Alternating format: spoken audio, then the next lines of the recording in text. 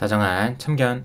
네, 안녕하세요. 다정한 참견의 다일입니다. 네, 오늘은 상대의 마음을 돌리기 위해서는 이걸 알아야 한다라는 주제로 이야기를 나눠보도록 하겠습니다. 예전부터 많이 느끼기도 했지만 최근에 조금 더 많이 와닿았던 부분인데요.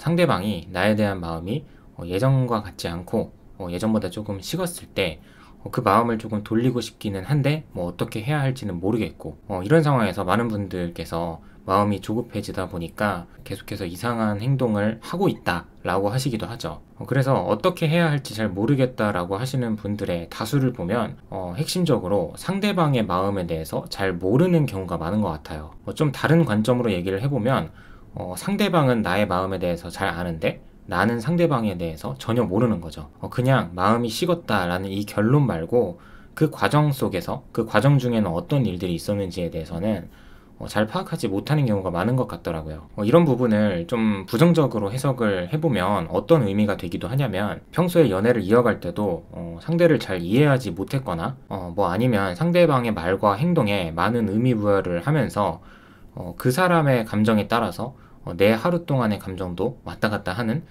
이런 연애를 했을 가능성이 높아요. 오늘 이야기의 핵심 부분은 내가 상대방의 감정을 예측할 수 있냐, 그만큼 상대방에 대한 이해도가 있냐 없냐 이 부분입니다. 내가 차였는데 다시 잡고 싶어요. 근데 해보신 분들은 아시겠지만 내가 다가가서 잡았다고 해도 이 관계를 유지하는 게 절대 쉬운 일이 아니잖아요. 대부분 감정 소비를 하다가 지쳐서 헤어지기 때문에 그 지친 상황을 다시 반복하고 싶어 하는 사람은 존재하지 않습니다. 근데 차인 입장이라고 해도 유일하게 딱 하나 장점이라고 말할 수 있는 부분은 내가 그래도 이 사람을 만났었기 때문에 새로 만나게 되는 사람이나 여타 다른 사람들보다는 이 사람을 훨씬 더 잘 안다는 이 부분 하나거든요. 이게 유일한 장점이 될 수 있는 건데 근데 생각해보니까 나는 이 사람의 남자친구, 여자친구였었는데도 불구하고 헤어지고 나서 보니 이 사람에 대해서 막 그렇게까지 잘 모르는 것 같아.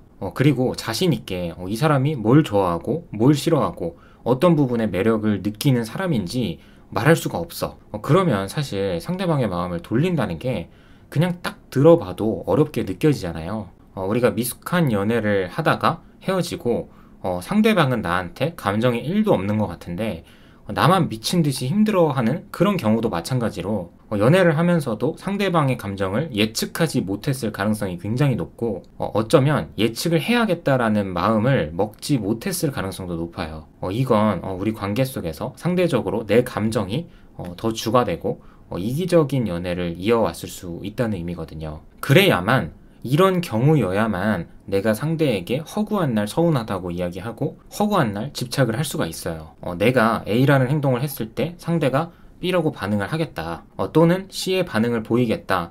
이렇게 어느 정도 객관적인 판단이 서는 분들은 일반적으로 연애를 하면서도 상대의 기분을 나쁘지 않게 만들려고 노력을 한다는 거죠. 이런 부분들이 헤어질 때도 그리고 헤어지고 나서도 마찬가지인 것 같아요. 결국에 이렇게 누군가의 감정을 예측하려고 하고 이렇게 꾸준히 관심을 보이는 게 내가 정말 가까운 사람을 대하거나 연애를 할 때 굉장히 중요한 능력치라는 겁니다. 그렇다고 이게 대단히 어렵거나 특별한 거라고 생각을 하지는 않아요. 그냥 하루에 몇 번씩이라도 일부러라도 의식적으로 이런 생각들을 하는 거, 이렇게 매일매일 생각을 해보는 거, 어떻게 보면은 이미지 트레이닝을 해보는 거, 고작 이 정도의 노력만으로도 충분히 성숙해질 수 있는 포인트라고 생각을 합니다. 그리고 실제로 현실에서도 가족들이나 정말 가까운 지인들에게도 테스트를 해보고요. 그러다 보면 자연스럽게 배려심이라는 게 생기는 거고 더 이상 사랑이라는 잣대만 들이밀면서 너 사랑한다면서 왜 이것도 안 해줘? 사랑한다면서 이 정도는 해줄 수 있는 거 아니야? 이런 식으로 억지스러운 어리광을 피우지는 않게 된다는 겁니다.